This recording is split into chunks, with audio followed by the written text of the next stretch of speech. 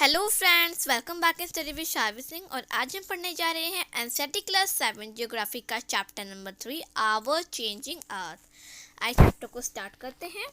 The lithosphere is broken into a number of plates known as the lithospheric plates. जो lithosphere plate है वो number of plates में टूटी हुई हैं, जिन्हें हम लिथोस्फेरिक प्लेट्स कहते हैं। You will be surprised to know that these plates move around very slowly, just a few millimeters each year. और आप ये जान के सरप्राइज होंगे कि ये जो प्लेट्स है धीरे धीरे मूव करती हैं कुछ ही मिलीमीटर प्रत्येक वर्ष में। This is because of the movement of the molten magma inside the अर्थ। ऐसा इसलिए क्योंकि जो मोल्टेन मैग्मा होता है अर्थ के अंदर वो भी मूव करता है। The molten magma inside the earth moves in a circular manner as shown in the activity.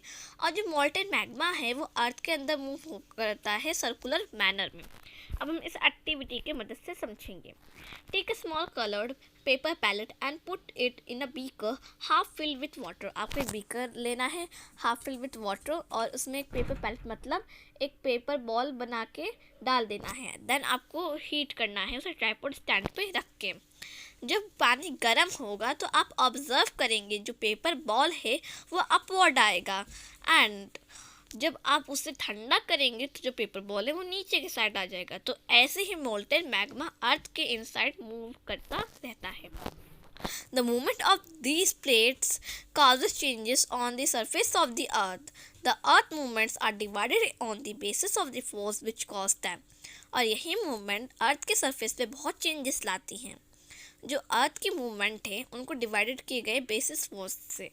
दो फोर्स होते हैं, एक होता है एंडोजेनिक फोर्स और एक होता है exogenic force. Endogenic force, endo का मतलब होता है इनसाइड, मतलब जो अर्थ के इनसाइड जो जितने फोर्सेज होते हैं उनको हम एंडोजेनिक फोर्सेस कहते हैं। एक्सोजेनिक फोर्सेस, आउटसाइड फोर्सेस जो भी होते हैं उनको एक्सोजेनिक फोर्सेस कहते हैं।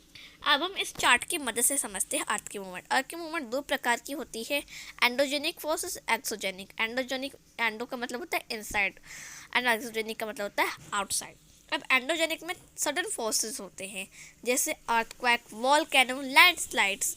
और जो डायस्ट्रॉपिक फोर्सेस होते हैं उनमें बिल्डिंग माउंटेन्स मतलब कि माउंटेन्स क्रिएट होते हैं। तो ये एंडोजेनिक फोर्सेस सडन फोर्सेस होते हैं। और जो एक्सोजेनिक फोर्सेस है उसमें इरोशनल एंड डिपोजिशनल होते हैं, जैसे इरोशनल डिपोजिशनल रिवर करते हैं, विंड करते हैं, सी वेव्स करते हैं और ग्लेशियर्स करते हैं। अब नाउ हम देखते हैं ग्लोसरी। लिथोस्फेरिक प्लेट्स के बारे में बताया गया है। जो हमारी अर्थ की जो क्रस्ट है वो सेवरल ऑफ लार्ज स्मॉल बड़े छोटे प्लेट्स से बनी रहती हैं जिनको हम स्लैब्स कहते हैं, जो कि कॉन्टिनेंट को कैरी करते हैं ओशन फ्लोर पे। ओके, नाउ एंडोजेनिक फोर्सेस है वो समटाइम्स सर्टेन मूवमेंट्स क्या करते हैं, प्रोड्यूस करते हैं, जैसे अर्थक्वेक और वोल्केनो। ओके, जो अर्थ के सरफेस पे आते हैं और ये बहुत ही डिस्ट्रक्शन होते हैं, बहुत तबाही मचाते हैं जब ये बहुत तेज होते हैं। तो अभी हम वोल्केनो के बारे में देखते हैं। Volcano is a vent opening in the earth's crust through which molten material erupts suddenly। अभी आप देख रहे हैं पिक्चर। अब इस पिक्चर से जहाँ से जो मोल्टेन मैग्मा निकल रहा है उसको हम कहेंगे वेंट, उसकी जो ओपनिंग होती है। ओके, देन जब वो क्या होता है वहाँ पे ऊपर से एक होल होता है छोटा सा जिसे हम क्रैटर कहते हैं, वहाँ से गैसेस और ऐश निकलते हैं।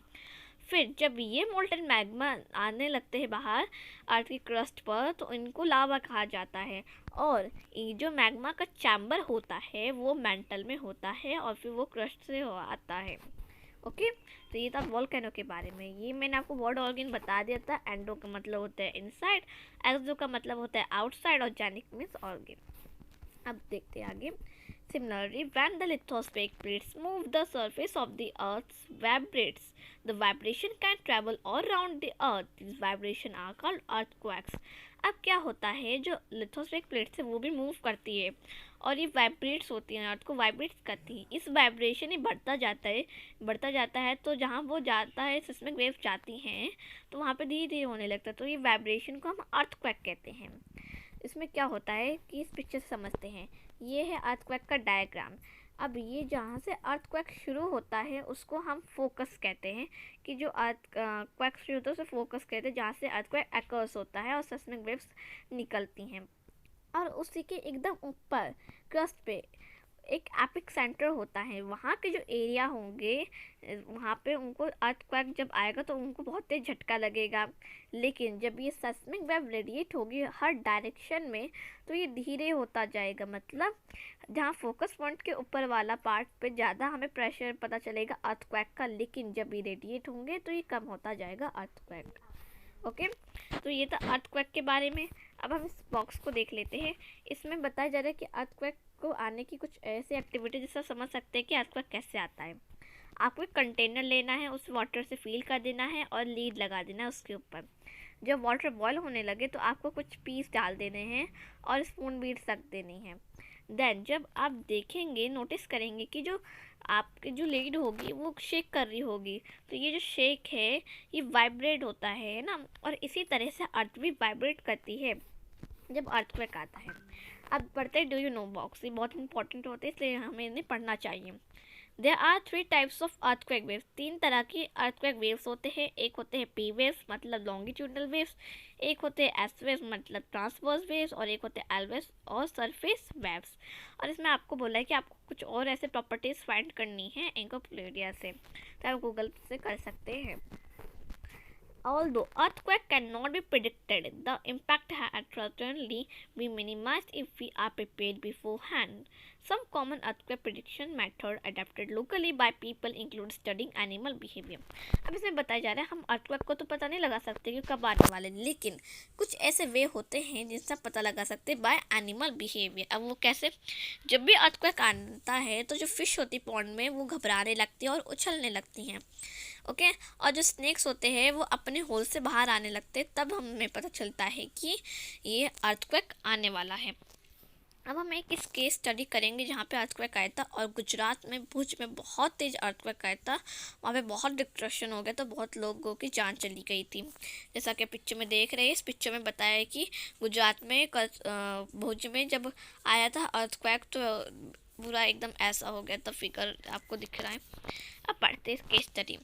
Massive earthquake measuring 6.9 on Richter scale hit Bhuj town on 26 जनवरी 2001। 26 जनवरी मतलब जब रिपब्लिक डे था तब ये अर्थक्वेक आया था 2001 में, और रिएक्टर स्केल से 6.9 पॉइंट था। बहुत ज़्यादा होता है, बहुत ज़्यादा। ओके, अगर कोई भी अर्थक्वेक 5 पॉइंट से ज़्यादा हो तो वो बहुत ज़्यादा होता है। और उसमें क्या हुआ था, वहाँ पे बिल्डिंग्स गिरने लगी थी, और स्कूल की जो बिल्डिंग्स गिरी थी उसमें 971 स्टूडेंट्स ने अपनी लाइफ लॉस्ट कर दी थी, और साथ में 31 टीचर्स ने भी। और 3 days after the quake, concern rose about food, blankets and medical supplies not reaching everyone। और हालातें बहुत ख़राब हो गई थी उस वक्त, हर सबके पास मेडिकल सप्लाईज नहीं जा पा रहे थे बिकॉज डिस्ट्रक्शन हो गया था बहुत। और साथ में भुज में क्या डिस्ट्रक्शन हुए थे, वहाँ की जो फ़ोन लाइन्स थे, वाटर पाइप लाइन्स थी, पावर स्टेशन ट्रांसमिशंस थे, ये सब कुछ ख़राब हो चुके थे। और जहाँ पे ऐसी सिटी होती है जहाँ पे फायर ज़्यादा होते हैं वहाँ पे 100 लोगों की मौत हो चुकी थी। तो ऐसे ऐसे मतलब कि भुज में आया था और बहुत डिस्ट्रक्शन हो गया था उस वक्त, बहुत तेज़ भूकंप आया था। तो अब हम ये ब्लू बॉक्स पढ़ते हैं। An earthquake is measured with a machine called a seismograph। अब जो अर्थक्वेक है, अर्थक्वेक को मेज़र किससे किया जाता है? सिस्मोग्राफ से किया जाता है। लेकिन जो अर्थ की मैग्नीट्यूड होती है उसको मेजर रिएक्टर स्केल से पता मतलब कि मेज़र किया जाता है। हम इसी से पता लगा सकते हैं कितने पॉइंट का अर्थक्वेक आया था। तो जैसे अब है 2 पॉइंट का अगर अर्थक्वेक आया हो तो वो बहुत कम होता है, उससे हमें ज़्यादा पता नहीं चलता, झटके नहीं लगते। लेकिन जब अर्थक्वेक 5 पॉइंट से ज़्यादा आता है तब बहुत तबाही मच जाती है। ये मैग्नीट्यूड सबसे ज़्यादा होता है, और जो 7 पॉइंट का अर्थक्वेक होता है बहुत ज़्यादा होता है। ओके, नाउ आज में आपको एक्टिविटीज ये जो हमने किस स्टडी किया है उसको आपको एकदम लाइन वाइज सीक्वेंस में लगाना है, और आपको इमेजिन करना है कि अगर ऐसा अर्थक्वेक आए तो आपको क्या करना चाहिए। तो इसके लिए अभी हम यहाँ पे पढ़ते हैं। अगर अर्थक्वेक आए तो उस जगह उस वक्त हमें सेफ स्पॉट में जाना चाहिए, जैसे किचन के काउंटर के अंदर, टेबल के अंदर, डेस्क के अंदर, और कॉर्नर वॉल के अगेंस्ट खड़े रहना चाहिए। लेकिन ध्यान रहना चाहिए, क्यों क्या रखना चाहिए कि जो फायर प्लेसेस से आपको दूर रहना चाहिए, और ऐसे एरिया से आपको दूर रहना चाहिए जहाँ पे चिमनी लगी हो। विंडो से विंडो से दूर रहना चाहिए, मिरर्स से और पिक्चर फ्रेम से, क्योंकि जब अर्थक्वेक आता है तो वाइब्रेट होता है चीज़ और वो गिरने का डर होता है। जब शीशा आपके ऊपर ऊपर गिर जाएगा तो आपको बहुत चोट पहुंचेगी, इसलिए हमें इन सब चीज़ों से दूर रहना पड़ता है। और हमें हमेशा अपने आप को और अपने फैमिलीज़ को प्रिपेयर करके रखना होता है ऐसे डिजास्टर के लिए। अब आता है मेजर लैंडफॉर्म। अभी मेजर लैंडफॉर्म्स मतलब कि जहाँ लैंडफॉर्म जहाँ आप रहते हैं, कहीं पे भी आप माउंटेन हिली एरियाज़ में रहते हैं, तो वहाँ पे दो प्रोसेस ज़रूर होते हैं, एक है वेदरिंग और एक है इरोशन। अब वेदरिंग में क्या होता है, वेदरिंग में होता है जो भी रॉक्स होती हैं वो कट डाउन हो जाते हैं, तो उसको हम वेदरिंग कहते हैं। और इरोशन मतलब जो सरफेस से, मिट्टी के सरफेस से उसका उड़ के कहीं और चले जाना by the help of wind, waves, water और आइस के मदद से। और जो भी इरोडेड मटेरियल है जिनको बाय द वाटर, विंड और आइस, ये सब एजेंट्स इरोड कर ले जाते हैं, तो उसे एक जगह ट्रांसपोर्ट करते, वो भी वाटर विंड ही करते हैं।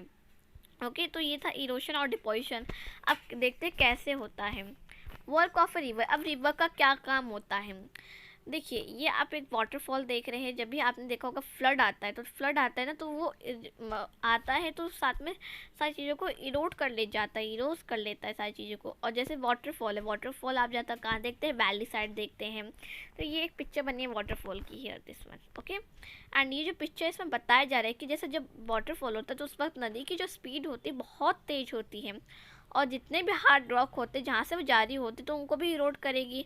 तो जितने भी हार्ड रॉक है वो जो पानी वहाँ से जाएगा तो एकदम सॉफ्ट रॉक बन जाएंगे, उनमें कट कट आने लगेंगे, जैसा कि आप पिक्चर में देख रहे हैं, है ना। फिर ऐसे करते करते करते करते ये रॉक भी टूट जाएंगे by the process of weathering.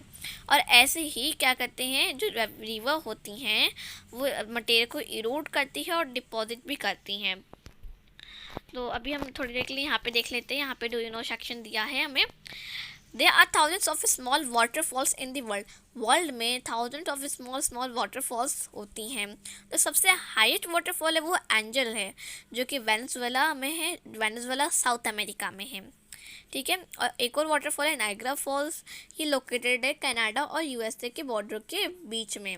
और एक और फॉल है विक्टोरिया फॉल, जो कि जाम्बिया और जाम्बिवे के मतलब कि जो अफ्रीका में है वहाँ पर है। ये दिख रहा है फिगर में नायग्रा फॉल, देखिए ना बहुत बड़ा फॉल है ये। देखिए सबसे बड़ा फॉल है एंजल फॉल। ओके, अब हम यहाँ समझते हैं। अब देखिए, हमने देखा कि वाटरफॉल में जाते हैं तो रॉक्स को कट करके आ जाती हैं। जब रिवर प्लेन पे आ जाती हैं तो कैसी दिखती है, लाइक दिस पिक्चर, टेढ़ी मेढ़ी टाइप में दिखती है। यही टेढ़ा मेढ़ा इनका जो ट्विस्ट टर्न वाला होता है इसको हम मेंडस कहते हैं, ठीक है। Do it continuous erosion and deposition, ये इरोशन डिपोजिशन करती रहती हैं। फिर उसके बाद क्या होता है कि इनका जो एक पार्ट होता है वो कट हो जाता है, दिस वन जहाँ पे ऑक्सबो लेक लिखा है, ये पार्ट कट हो जाता है। और इसमें क्या होता है, इसमें आधा पानी होता है, आधा ये प्लेन रहता है, इसको हम ऑक्सबो लेक कहते हैं। At time the river overflows its bank, this leads to flooding of the neighbouring areas. अब कब जो चीज़ रिवर इरोड करती है तो उसे वो कहीं डिपॉजिट भी करती है, और जहाँ वो डिपॉजिट करती है तो वहाँ की जगह खूब मोटी मोटी होने लगता है। आप देखते हैं जो रिवर की बैंक होती है ना, वो खूब मोटी मोटी होती हैं। क्यों? क्योंकि जो रिवर इरोडेड मटेरियल ला रही है तो उसको वहाँ वो डिपॉजिट भी कर रही हैं, जिससे वहाँ की जगह ऊँची हो जा रही हैं, ठीक है। तो यही था। और क्या होता है कि ये जो बैंक्स होते हैं इनको हम लीवीज कहते हैं, और जो फ्लड प्लेन होता है जहाँ की जो एकदम formation of flat fertile land है उसको हम फ्लड प्लेन कहते हैं। तो ये था इसके बारे में। अब हम देखते हैं कि अब ये रिवर धीरे आते आते इसकी जो स्पीड होगी वो धीरे हो जाएगी। अब जो मेन रिवर है वो आएगी, हाँ, और अब उसकी स्पीड धीरे हो जाएगी तो वो क्या होगी, वो कट हो जाएगी डिफरेंट पार्ट्स में।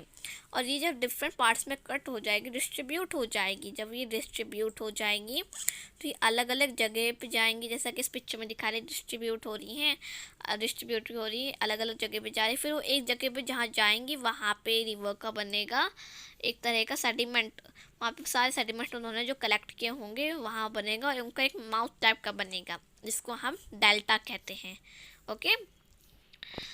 Find out the names of few reverse of the world that form a delta. और इसमें आपको बोला है आपको कुछ ऐसी रिवर्स का नाम पता लगाना है जो वर्ल्ड की डेल्टा बनाती हैं। अब देखते हैं हम वर्क ऑफ सी वेव्स। अभी हमने देखा कि रिवर्स का क्या काम होता है, अब हम देखेंगे सी वेव्स का क्या काम होता है। The erosion and deposition of the sea waves gives rise to coastal landforms. अब देखिए क्या होता है कि जो सी वेव्स होती हैं वो क्या करती हैं, जैसे या कोई पत्थर है, उस पत्थर पे वो स्ट्राइक करती रहेंगी तो उसमें क्या होंगे, क्रैक्स डेवलप होंगे। Over time they become larger wider thus hole like keys are formed on the dog, और इस ऐसे करते करते उनमें खूब बड़ा सा एक होल बन जाएगा, और इस होल को हम कहते हैं सी केव। सी यहाँ पे आप देखें जहाँ पे एरो लगा है सी केव लिखा है, ये सी केव है। इसी सी वेव्स में उस पर स्ट्राइक किया जिससे सी केव्स बन गया, और जब ये बड़े और होते जाते तब भी जो सी वेव्स उस पर स्ट्राइक करती रहेंगी, तब ये और बड़े होते जाएंगे। जब वो और बड़े होते जाएंगे थर्स फॉर्मिंग सी आर्चेस, तो वो एक सी आर्च बना देंगे। पिक्चर में दिया है कैसे सी आर्च है। देन फिर भी वो उस पर स्ट्राइक करती रहेंगी, इरोड करती रहेंगी, ब्रेक करती रहेंगी, तो क्या होगा, फिर वो थोड़ी देर में क्या कैसे बन जाएंगे, स्टैक बन जाएंगे एक। और जब वही स्टैक उस पर फिर से अटैक करती हैं, उस पर स्ट्राइक करती रहती हैं, तो वो सी क्लिप बन जाएगी और छोटी बन जाएंगी। देन उस पर भी अटैक करेंगी तो क्या होता है, वो एक मिट्टी टाइप में बन जाता है, और जिससे वो वहाँ पे शोर बनता है, एक बिच बनता है, वही हमारे बिच कहलाते हैं। तो हमने देख लिया कि सी वेव कैसे रॉक पे स्ट्राइक करती हैं और कैसे एक पत्थर को एक बीच में कन्वर्ट कर देती हैं। अब देखते हैं वर्क ऑफ आइस। आइस का क्या वर्क होता है। अभी हमने देख लिया रिवर का और सी वेव का, अब हम आइस का देखते हैं। Glaciers are rivers of ice. जो ग्लेशियर है वो रिवर्स ऑफ आइस है, जो कि मटेरियल को इरोड करती हैं, बुलडोजिंग करती हैं। अब जहाँ पे वो मटेरियल को इरोड करती हैं, इस पिक्चर में देखिए, जहाँ पे वो इरोड करती हैं तो माउंटेन के बीच में एक ब्यूटीफुल सा लेक बन जाता है। माउंटेन के बीच बहुत सुंदर लगता है। The material carried by the glacier. अब जो जहाँ इरोडेशन किया उन्होंने, वहाँ पे ब्यूटीफुल लेक बन गया। अब जहाँ उन्होंने डिपोजिशन किया सैंड सिल्ट का, स्मॉल सैंड सिल्ट का, तो वो क्या होगा, वहाँ पे उनका एक डिपॉजिट फॉर्म होगा जिसे हम ग्लेशियर मोराइंस कहते हैं। ओके, तो ये था वर्क ऑफ आइस का कि कैसे वो काम करती हैं। अब हमारा एक लास्ट पार्ट बचा है वर्क ऑफ विंड। अब विंड का क्या काम होता है हमने देख लिया कि अब हम रिवर का, सी वेव का, ग्लेशियर्स का, अब हम विंड का देखेंगे। डेजर्ट में क्या होता है, डेजर्ट में ना ही उतना पानी होता है ना ही बर्फ होता है, तो उससे कैसे होता है, तो वहाँ पे विंड है एक एक्टिव एजेंट। अब हम देखते हैं क्या होता है कि जो हमारा जो राजस्थान है डेजर्ट पार्ट है, वहाँ पे दो रॉक्स होती हैं। एक रॉक होती सामने की और एक बेस वाली रॉक होती हैं। तो क्या होता है, जो सामने की रॉक होती हैं फर्स्ट नंबर वाले पे, उसको जो हवा ज़्यादा इरोड नहीं करती है, लेकिन जो बेस पे होती हैं रॉक, उनको वो ज़्यादा इरोड करती है, वो भी किनारों से। जब हवाएं चलेंगी चारों तरफ से, किनारों से इरोड करती रहेंगी, तो एक स्टिक टाइप का बन जाएगा, और वो स्टिक टाइप का एक मशरूम के शेप में दिखने लगेगा कि ऊपर एक रॉक और नीचे एक पतली सी रॉक रखी हुई है, तो उसी को हम कहते हैं मशरूम रॉक। और विंड इनको भी इरोड करती रहेंगी धीरे धीरे। अब जब इन्हें धीरे धीरे इरोड करती रहेंगी ना, तो फिर क्या होगा कि फिर एक वो बना लेंगे सैंड ड्यून्स। जब when it stops flowing sand falls and get deposit in low hills like structure, these are called sand dunes. जब वो रुक जाएंगी और डिपॉजिट करेंगी, जो भी इन्होंने इरोडेड मटेरियल है उनको डिपॉजिट करेंगी, तो एक हिल लाइक स्ट्रक्चर बनेगा जिसे सैंड ड्यून्स कहते हैं। When the grain of sand are very fine and light, the wind can carry it over very long distances. फिर क्या होता है, फिर वो इन्हें भी ले इरोड करके जाएंगी, तो क्या होता है, कुछ कुछ चीज़ें बहुत हल्की होती हैं, वेरी फाइन होती है, जैसे ग्रेन्स और सैंड। इनको क्या करेंगे, इनको भी इरोड करेंगी बहुत देर तक, एकदम लॉन्ग डिस्टेंस तक, तो फिर जाके उन्हें कहीं डिपॉजिट कर देंगे, और इसी वहाँ पे लार्ज एरिया में डिपॉजिट कर देंगे। इसे हम लुइस कहते हैं। जो लार्ज डिपॉजिट होते हैं वो लुइस है, और वो चाइना में हमें मिलेगा। ओके, तो ये था आज का हमारा चैप्टर। अगर आपको वीडियो अच्छे लगे, लाइक, सब्सक्राइब और वीडियो को शेयर जरूर करिएगा। Thank you.